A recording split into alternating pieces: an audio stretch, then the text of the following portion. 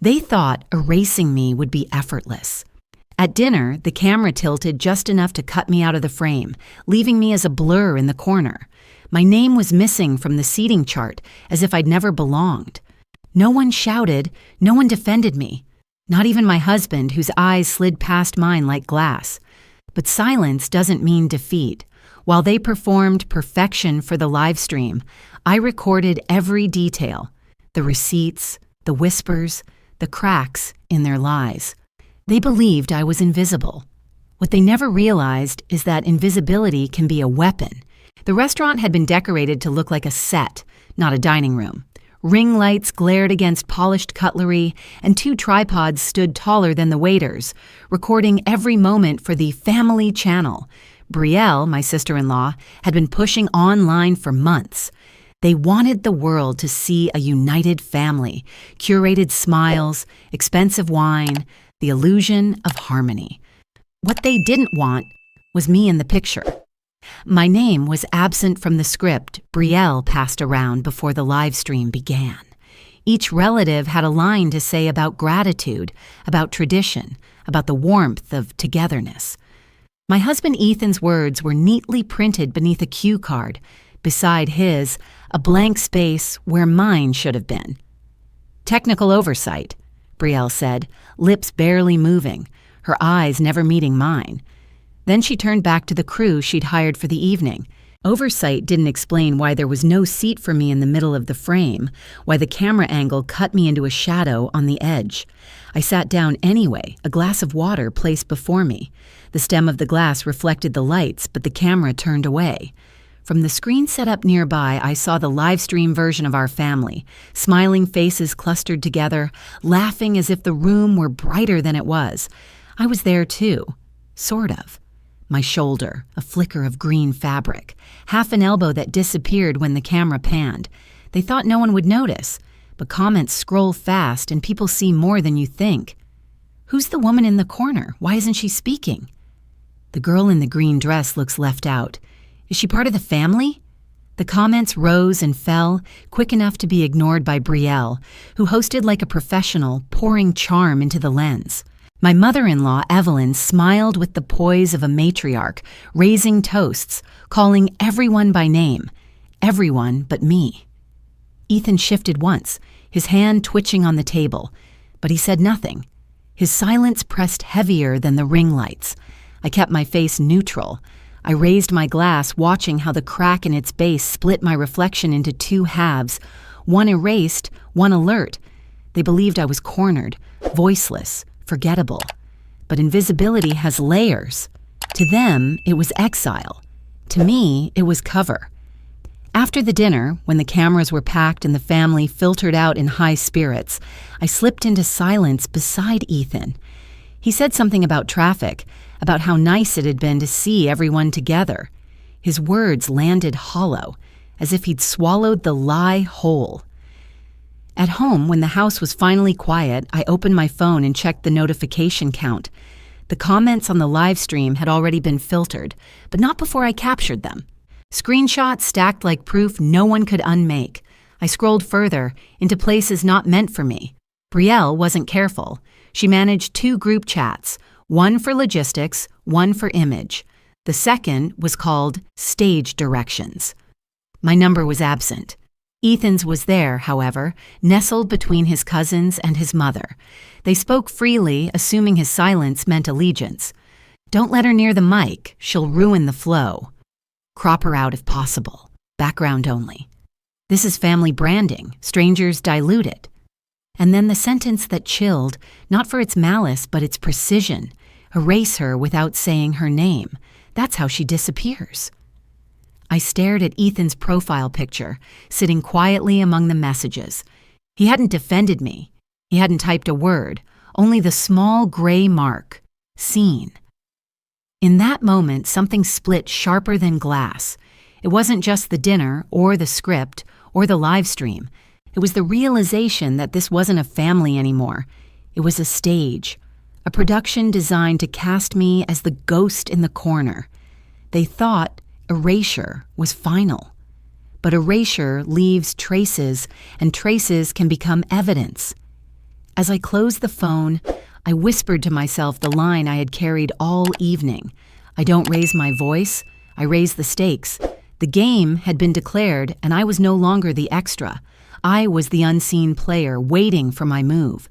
I let them believe I was fragile. That was the role they wrote for me. The silent outsider, too timid to speak, too naive to understand the machinery humming beneath their curated family brand. At the dinner table, when the cameras lingered on their scripted smiles, I lowered my gaze, played the part of someone barely there, but inside, I was collecting. Every comment, every slip of their words, every faint trace of intent, data was the language I spoke, and they forgot I was fluent. The next morning, while Brielle uploaded edited clips to the family channel, I was downloading the raw stream. I clipped sections where my name was avoided, where the camera swiveled just far enough to push me into shadow. I paired them with timestamps, cross-referencing with the group chat screenshots I had pulled the night before. A file began to grow on my desktop. I called it familyscript.ai. That file was more than evidence. It was a mirror, one they wouldn't want to see. Ethan left early for work, or at least that's what he said. He didn't notice the way I lingered at the kitchen table, laptop open, earbuds in. He didn't ask why I had 3 encrypted drives connected, why I typed commands faster than conversation. His silence had become its own language, one that admitted guilt without confession. By mid-afternoon, the file had shape: chat logs, live stream captures, metadata, financial slips. Patterns started to surface, the kind my brain was trained to find. Small discrepancies in payments, charges shifted from Brielle's account to Evelyn's, deposits that arrived from anonymous sources. It looked like carelessness, but the repetition made it choreography. I wasn't just Leah, the sidelined wife. I was Leah Carter, data compliance strategist. My career had been built on auditing multinational transactions, catching fraud that slipped past seasoned analysts. 2 years ago, I'd exposed a laundering chain masked under charitable contributions. The headlines credited the firm. I had signed the report. I understood how appearances became disguises. Now I understood it more intimately. My phone buzzed with a message from an unfamiliar number. It was a screenshot from the live stream, me in the corner blurred by the camera tilt. The caption read, "Notice this, intentional?" I traced the number back. A journalist. I recognized his name. He covered tech scandals, particularly misuse of AI in media. He must have been one of the thousands watching Brielle's glossy dinner broadcast. He saw what they wanted hidden. I hesitated before replying. Aligning with the press could mean immediate exposure. Headlines travel faster than nuance. And yet silence would leave me cornered longer. I typed cautiously, not confirming, not denying, just enough to keep the line open. Meanwhile, my work continued. Hidden in plain sight was my real arsenal, an exclusive contract with a startup pioneering fraud detection AI. I'd been consulting for them quietly, testing models that mapped irregularities across vast financial webs. It wasn't public knowledge yet. The press release was weeks away. But the system was already capable of identifying patterns invisible to human eyes, patterns like money funneling through family accounts disguised as dinner expenses. I ran the family's transactions through a beta module. The results lit up like veins under ultraviolet light. Transfers, recurring gaps, payments rerouted across different names, always cycling back to Evelyn's oversight. It wasn't enough for court, not yet. But combined with the familyscript.ai file, it told a story that was louder than any toast Brielle could perform on camera. I closed my laptop, the hum of the fan still echoing in my ears. My hands trembled, not from fear, but from the weight of choice. I could burn them now, with one leak, one email to the journalist who had already noticed the crack in their facade. Or I could wait. Build the case layer by layer, let my victory arrive not as noise, but as inevitability. Revenge is tempting when the wound is fresh, but revenge is also blunt. My strength had never been volume, it was precision. I stared again at the split reflection in my glass of water, the same crack I had studied at the dinner. In one half, the urge to humiliate them as they had humiliated me. In the other, the path I had always chosen, the slow, deliberate unmasking. I saved the file to an external drive, encrypted it twice, and slid it into a drawer only I had the key for.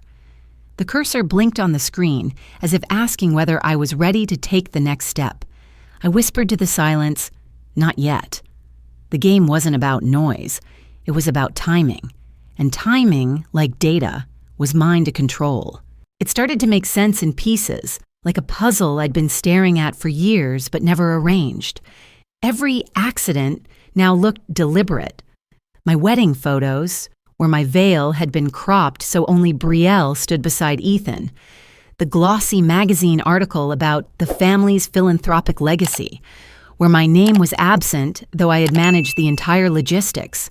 Even the Christmas card, mailed to hundreds, where I appeared blurred, as if the photographer had failed only when the lens found me.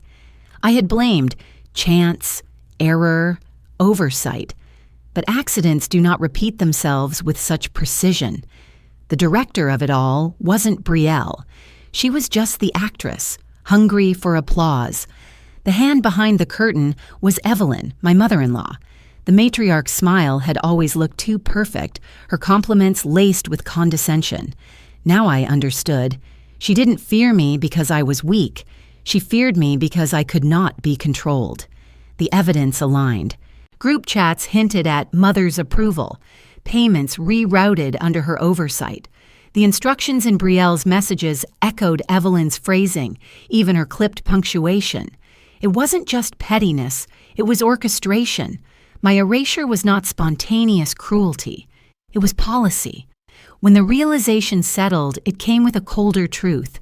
Evelyn wasn't finished. The live stream was only Act 1.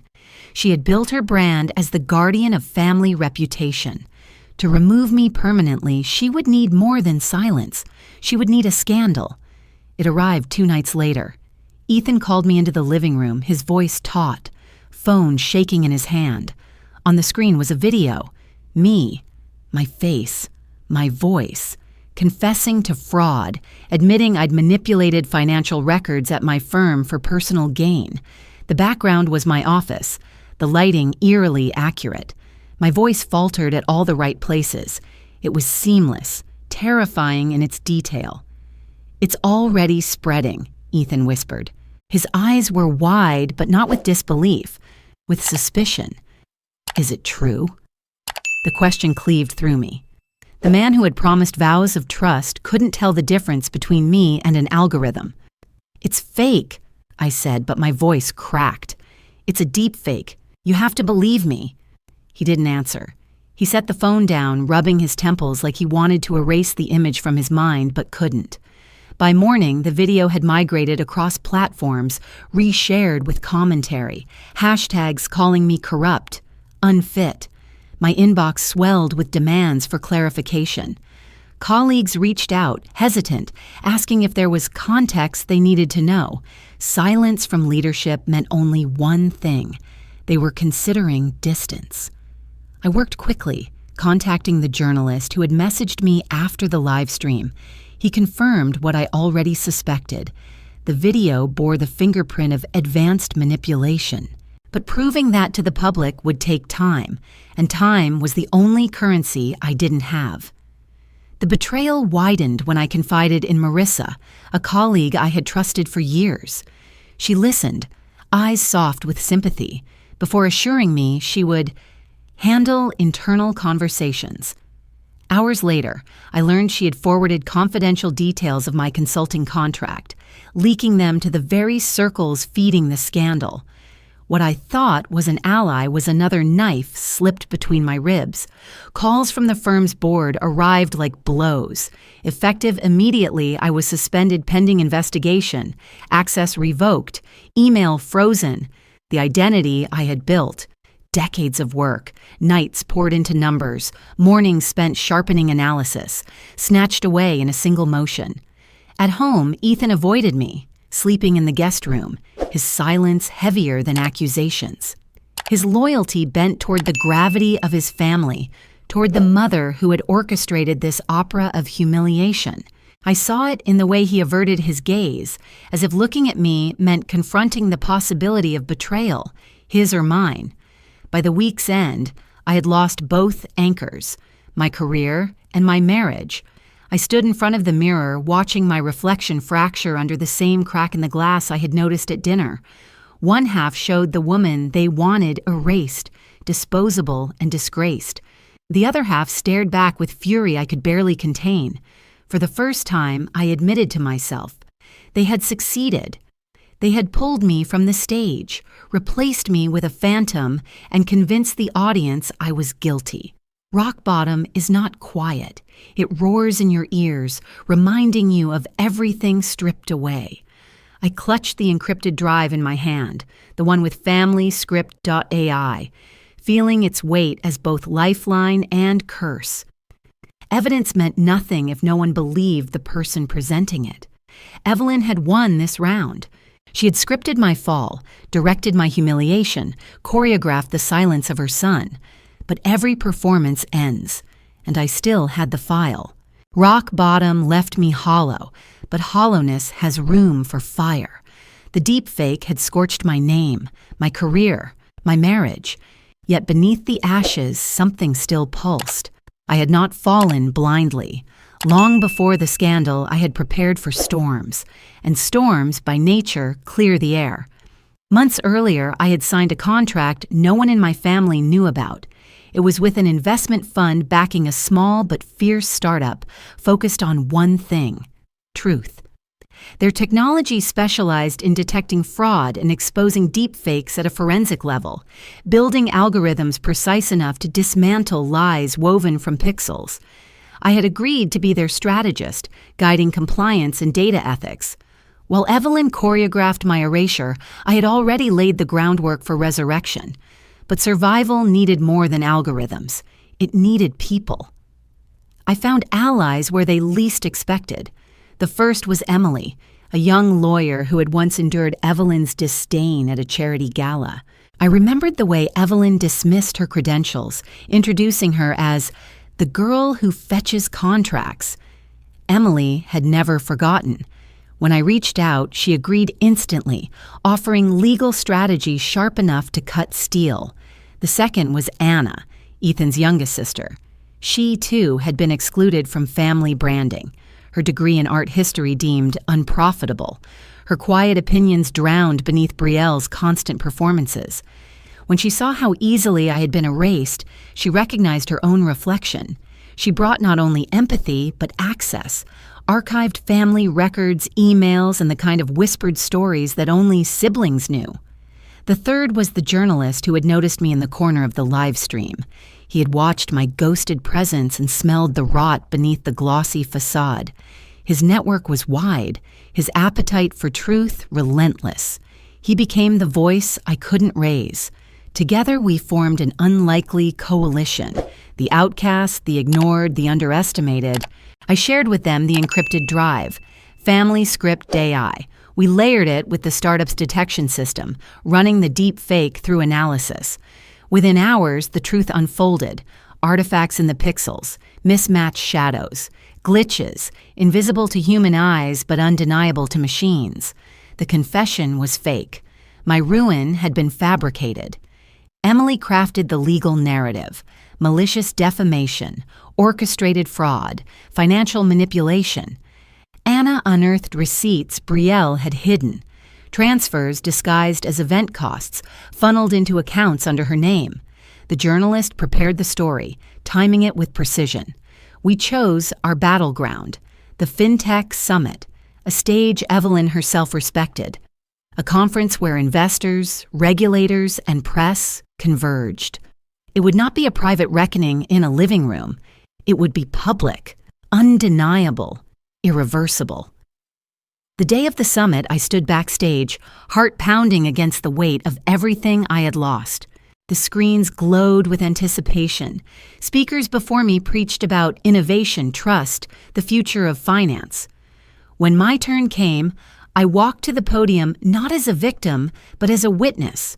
I presented the technology. I demonstrated the detection system, showing how it dissected falsehoods frame by frame. And then, with the journalist's nod, I displayed the deep fake that had destroyed me. Side by side, the real and the fabricated. The algorithm's report glowed across the giant screen, manipulated, synthetic, false. Gasps rippled through the audience. Next came the financial patterns. I revealed the quiet streams of money, traced back with surgical clarity. Brielle's name surfaced on multiple accounts. Her signature appeared in contracts that rerouted funds meant for philanthropy into personal luxuries. Each slide was a domino, falling harder than the last. By the time I closed, the room was silent. Not the silence of dismissal, but the silence that comes when truth burns too bright to ignore. Reporters swarmed, regulators took notes. My allies moved swiftly, Emily filing motions, the journalist publishing live, Anna confirming details from her own family experience. The structure Evelyn had built collapsed in real time. Later that evening, news feeds blazed with headlines. Deep fake exposed, daughter-in-law vindicated. Family empire tied to financial misconduct. Photos of Brielle accompanied every article, her carefully curated smile now a mask of guilt. Yet victory carried a bitter taste. Ethan called once, voice tight, asking why I had chosen such a public route. His loyalty had already been claimed, and his silence that night spoke louder than anything else. Evelyn disappeared from public view, her empire reduced to whispers. The family brand fractured, siblings turning against each other in desperation. I could have pressed further, filed lawsuits that would strip them of every dollar, ensured their downfall in court. The evidence was ironclad. But as I stood alone in my apartment, watching the fire I had lit consume their house of cards, I realized something hollow echoed inside me. I had proven the truth. I had risen from the ashes. But in the process, I had burned the bridge to anything resembling a family. The victory came with thunder, but thunder fades. For weeks after the summit, my name blazed across headlines. Daughter-in-law outsmarts family empire. Deep fake victim turns tech hero. Comment sections crowned me a symbol of resilience, women citing my story as proof that silence could be broken with precision. Invitations for interviews arrived daily, panels on digital justice and AI ethics. Strangers sent letters thanking me for speaking out. But not all applause is clean. For every voice that praised me, another condemned. Posts accused me of tearing apart a family for ambition. Threads dissected my marriage, my motives, my smile at the podium. She could have handled it privately, one viral comment read. Instead, she destroyed blood ties for clicks. They didn't see that the stage had never been mine to choose. It had been forced on me. The harshest wound wasn't online. It was at school, where my niece, Brielle's daughter, found herself cornered by classmates. "Your aunt's a snake," they taunted, waving phone screens lit with headlines. She came home crying, and Anna told me later how she clutched her backpack like a shield. My war had spilled into her childhood, turning innocence into collateral. I sat awake that night, staring at the city lights from my apartment window. The truth had vindicated me, yes, but it had also scorched the innocent. Justice, when wielded like fire, doesn't always burn selectively. The realization settled heavy in my chest. I had won the battle but scarred the landscape. Still, I reminded myself, Evelyn was not finished. Empires don't collapse quietly. They claw as they fall. The next strike came subtle. A rumor, then a leak. Whispers that Evelyn had approached investors tied to the very fund backing my AI work. She painted herself not as a manipulator, but as a stabilizer, promising to restore order if they distanced themselves from me. She wanted not just to erase me, but to claim the very empire I had built. I dug into new documents and found traces, emails routed through proxies, Evelyn's signature hidden in subsidiary charters. She was moving to siphon influence to become the face of responsible innovation. The irony cut deep. The woman who weaponized lies now wanted to stand at the pulpit of truth. When I confronted Ethan, hoping for once he might choose me over silence, his face told me the answer before his words did. He had known. Not every detail, but enough. He admitted Evelyn had warned him months earlier, framing me as reckless, dangerous to the family's reputation. He had believed her. He had stayed quiet, thinking he could shield me by doing nothing, as though passivity were protection. "Silence is complicity," I whispered, my throat raw. "You let them carve me out piece by piece." His eyes filled, but no defense came. In that moment, the fracture between us became permanent. Days later, as if the universe needed punctuation, a knock sounded on my door. A courier handed me an envelope thick with weight. Inside lay a court summons. Evelyn had filed suit, accusing me of defamation, breach of fiduciary duty, and intentional harm to the family brand. The woman who had orchestrated my destruction now sought to paint me as the aggressor, to twist my evidence into malice. The irony stung, but the danger was real. Lawsuits meant resources, time, reputation, dragged once more through fire. My lawyer Emily read through the claims, her jaw tight. "She's playing offense now," she said. "If this sticks, she could strip you of everything, even ownership in the startup. This isn't just retaliation, it's takeover." I folded the summons slowly, feeling the paper tremble in my hands. Outside, the city moved with indifferent rhythm. Cars honking, neon flickering, lives continuing. Inside, I stood at the edge of a war I hadn't chosen, but could no longer step back from. The price of power was heavier than I imagined. I had believed truth would be enough, that exposure would mean closure. Instead, I was about to enter a courtroom where lies dressed themselves in legal robes. Evelyn wasn't just defending her reputation, she was rewriting the story again, this time with a judge as her audience. I looked once more at the skyline, knowing the fire I had lit had yet to burn its brightest. And in the silence of my apartment, I understood. My fight was no longer for vindication. It was for survival. The court summons sat on my desk like a stone, heavy enough to drag me back into the pit I had just climbed out of. For days, I rehearsed responses, imagined evidence flashing across a courtroom screen, pictured Evelyn's unyielding stare as lawyers sparred over truth.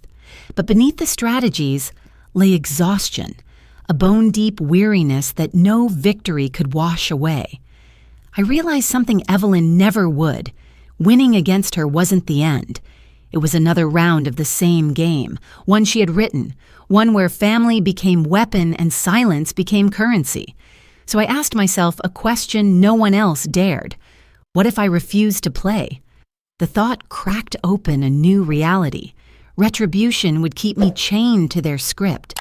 But transcendence, walking away, rewriting the rules, might finally free me. The cost was steep. It meant dismantling the marriage I had fought to preserve, leaving behind the illusion that Ethan would ever stand beside me without his mother's shadow looming. One evening, as the city glowed with muted light, I told Ethan plainly, "I'm filing for divorce." He looked at me with a mix of relief and panic, as though part of him had been waiting for the words, while another part realized what he was about to lose. He reached for explanations, for apologies too late to matter. I held my ground. I won't keep playing a game that was never mine to begin with. The decision cut deep. Marriage had been my tether to the family, my reason for enduring humiliation. But sacrifice was the price of freedom. For once I chose not revenge, not survival within their frame, but liberation. The settlement negotiations unfolded with cold efficiency. My lawyer secured financial restitution for defamation and damages, funds Evelyn had hoped to claim. Instead of fueling more battles, I redirected it. A seed became an idea, a scholarship fund for women in technology, aimed at those silenced or sidelined the way I had been. Money born from betrayal would become an engine for opportunity. I named it quietly, the Phoenix Fund, not after me, not after vengeance, but after the rebirth I had chosen. Applications opened, and stories began to flow in. Young women dismissed in boardrooms, engineers whose credit had been stolen by louder voices, daughters told they were extra in families that prized sons. Their voices became my chorus, their futures my legacy. Reporters who once followed me for scandal now asked about the fund. I spoke not of Evelyn, not of Brielle, but of justice through technology, about how systems could be redesigned to favor transparency, how AI could serve truth rather than deception. The narrative shifted. My name detached from the ashes of family drama and attached instead to possibility. And yet, in quiet moments, I acknowledged the fracture that would never fully heal. I thought of the niece who had suffered whispers at school, of the dinners where laughter was staged, of Ethan's silence that weighed more than words. Some wounds stay tender, even as scars form. But scars are proof of survival, and survival was no longer my only goal. Months later, I stood on a stage in a conference hall, not as the wife in the corner of a live stream, not as the woman erased from photographs, but as a founder. Behind me, a slide bore the Phoenix Fund logo. In the audience, journalists, investors, students leaned forward, waiting not for gossip, but for guidance. I spoke of what had happened without naming names. I spoke of betrayal, of manipulation, of deep fakes and data trails. I spoke of truth not as a weapon of revenge, but as a standard to uphold. The room was silent, not from indifference, but from understanding. For the first time, I felt my voice carried not just weight, but direction. When the applause came, it was steady, unforced. It wasn't the thunder of scandal, but the warmth of recognition. In that moment, I knew I had stepped beyond their reach. My story became a case study in universities, debated in law schools and tech circles. Justice through tech. Some called it empowerment, others called it survival. A few whispered it was ruthless. But for me, it was neither. It was clarity.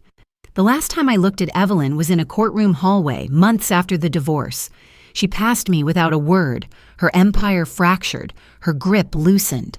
For once, she had no script, no audience, just silence. I didn't smile. I didn't gloat. I simply walked past, carrying the weight of a future she could no longer dictate.